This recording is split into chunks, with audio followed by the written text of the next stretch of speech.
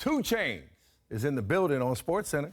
Yes. Good to see you again, man. Glad to have you back. Happy to be here. All right. Congratulations on the album. It's Rap or Go to the League, currently #1 on the Billboard hip-hop charts, headed for #1 on the overall album charts.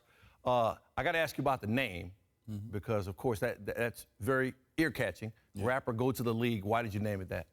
It was something that was not exactly told but expressed in some of the communities that I came from. It was told that we either, had to go to the league playing some type of sports or do something musically. And this album is to show a wider perspective of you being able to do more than just have a wicked crossover or, knowing how to hold a note. So this is like Each One Teach One project from 2 Chainz, a little bit different, has way more substance than my previous music. And it's more of a black excellence perspective coming from my undertone. Yep. Atlanta, got to mention that. That's where you grew up. I see all the Atlanta labels on the jacket. Yeah, this is a jacket that I thought of not just for the marketing for my album, but I just, when I sit back and think what Atlanta means to music, and we've been running it for nearly 2 decades now. So I thought of a jacket that could represent labels old and new from Atlanta, Georgia. I put it in a starter jacket type of format, and it's doing very well. It's on the website, 2chainzshop.com. All right, LeBron James, A&R on this album. How did that come about? That was just another crazy idea I had, man. Staying up late, just trying to come up with ideas, and I saw that he had this More Than an Athlete campaign, which kind of aligned with what I was trying to do with Rap or Go to the League, with being something that's just bigger than someone who can dribble, right? And so I called him, and I have this albums called Rap or Go to the League. People obviously know I enjoy basketball, and I'm a rapper, but I'm gonna use it kind of as clickbait. I'm gonna try to teach in this album. I'm gonna try to spread some type of game, some type of education in these tracks. He was down with it 1,000%. So when he came in, it was more or less him helping me narrow down the songs. I over-record. I just, told you how much I record. So the process of trying to narrow down the concept and fit it on this umbrella was very useful from an outside ear perspective, because I could get demo-itis if I listen to something over and over. Then over time, I may not think it's as hard or unique as it once was. So it's cool to have like some outside ears and stuff. Did he ever try to jump on the track? No, he didn't. Come on now. No, he didn't. Is there a hidden tape somewhere that we're gonna find with LeBron? Just sheer energy, man. Okay. I thrive off energy, and he has that good energy. He has one of the biggest platforms we've ever seen as far as being the best basketball player in the world, using it in so many different, formats and different manners. And this time I told him, let's just add, A&R to your resume. Right. Speaking of the expression on this album, you have a song called NCAA, and I want to share this lyric. Wait a minute, let me follow this. You think because I got a scholarship, I don't need dollars to parlay with. So obviously speaking out on players being compensated in college athletics, why did you choose to express that in a song? I got recruited when I was in high school, got boxes of D1 letters. I know plenty of people before and after me who went through who were student athletes, and it's always successful stories, but then it's always a dark side, This is a $1 billion business for a lot of these schools, and we know a lot of these athletes, they're not allowed to get, any rewards for some of their play. And I just thought that I was in a position to maybe just touch on it. I go to a lot of college games. I went to Cameron. I'm trying to go back if Zion's going to play. Check him out. But, for the most part, it's just an energy within those gyms. It's an energy within sports in college. And the energy is so uplifting that I feel like, athletes should be rewarded for that. Everybody else is getting paid. Everybody else is getting paid. You mentioned your basketball background. You won a state championship in Georgia with your high school team, and then you played at Alabama State. How serious were you about basketball? I was serious, I think earlier in my career, in my life. When it's time for me to go to college, I made a few mistakes, obviously, and then I got recruited.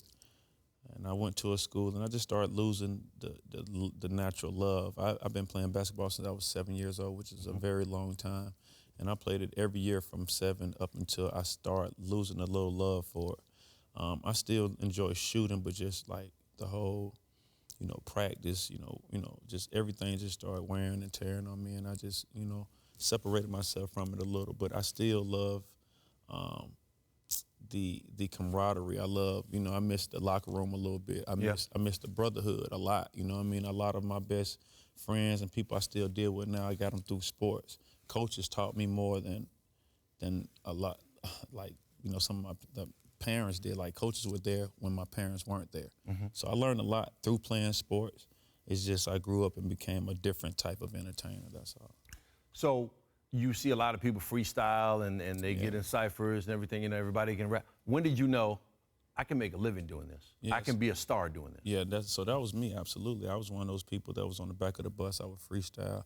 I was one of those people that people would like to hear me just, rap off the top of my head. And a couple of guys from my neighborhood named Jook and Shy, they said, why don't you come to the studio, man? And they were already artists and stuff, and they thought they saw something in me. Yep. So my first record was a little shabby, but after I recorded my second record, I had a lot of compliments coming from people who had no idea who I was. Like, I really liked this song.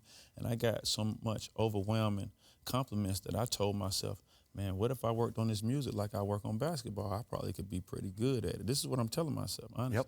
And it kind of switched gears for me and switched roles for me. I went from wanting to look at basketball tape and highlights and stuff like this to wanting to be in the studio more. Right. Yeah. And it all worked out, and now you're 2 Chainz. Yeah, I'm the biggest. And there's a lot that comes with being 2 Chainz. I saw a headline, Coach K says 2 Chainz stole his coat. Now, I didn't read the story. What's that all about? My son is only 3, and I told him he's going to Duke, right? Okay, all right. So I told him. So I was going to check out the campus, check out the games, Jay Williams there. So I'm just going to check out everything, and I went in the locker room, and you know how I'm always highly presentable, Okay. Fashionista, fashionably late, looking like it at all times. All right. So he saw a piece of fabric that I had on that he felt like it'd look good on him. And so I left him a little something. I left Coach a little something laying around. Okay, so you gave Coach K a coat. Yeah, but he always thought it was his for some strange reason. But it was cool, man. I love the energy. I love the vibes of like just innocent college kids that ain't worried about bills or nothing. I love that. I love that, I love that wanting to win attitude. I love that competitive spirit. So that's why I'm kind of always attached to that kind of vibe. We've seen you in so many sports environments, whether it's, hanging out with NBA players or baseball players. We saw you at the Atlanta United game. Out of all the experiences that you've had in sports, what's the one that makes you say, man, it's pretty cool being 2 Chainz. I get to do this.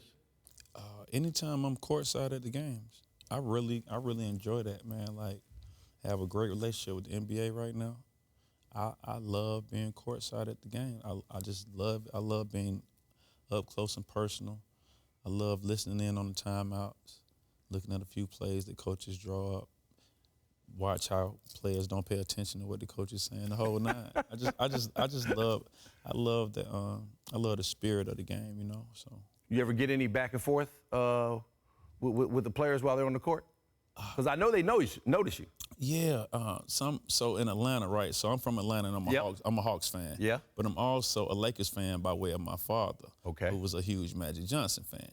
So it's funny that, obviously when I'm in Atlanta at the games, I respect Atlanta to the highest because obviously they have me there. Yeah. So I have friends that come in and kind of talk junk from the other teams to me. Yeah. And, we working on our team right now in Atlanta. Okay. That's all I can say. You got a good one in Trey Young. You spend any time with him? Yeah. I met Trey Young. He's a real cool dude. We welcome him in the city with open arms.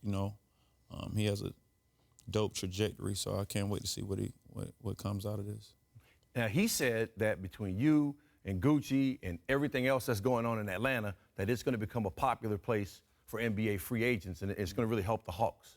Well, Atlanta's always been a popular place. It's one of the biggest cities in the world. Yeah, but visiting teams come in and they have their fun and then they leave. Exactly. Exactly. It's a hard place to stay there and just focus, period. There's always something going on. So whoever decides to come there as far as a free agent, they need to really have their mind set on being great to the next level, because Atlanta is a place that you won't get tired. It never gets boring. It's something to do, 8 days a week, basically. Especially at night.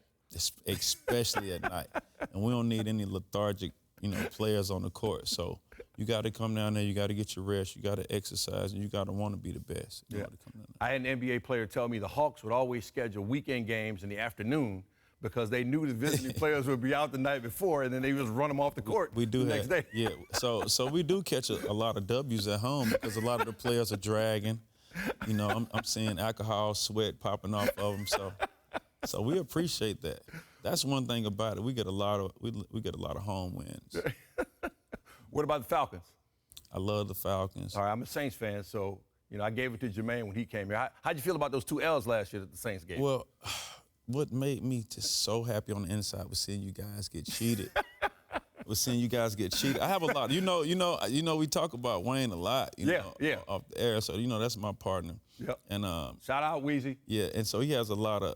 Not that he's a huge Saint fan, but he has a lot of people around him. Yeah, he's a Packers fan. He's a Packers fan, exactly. And so the Saints, he has a lot of people around him that are Saints fans, and it's a whole bunch of who that texting and stuff like that going on around that time. So I'm sure this year we'll make up for the loss last year. We'll see about that. All right, the album is Rap or Go to the League. It's currently #1 on the hip-hop charts. If you haven't downloaded it, I don't know what you're waiting for. 2 Chainz with us on SportsCenter. Good seeing you, my man. Always a pleasure. Thank you, brother. All right. True.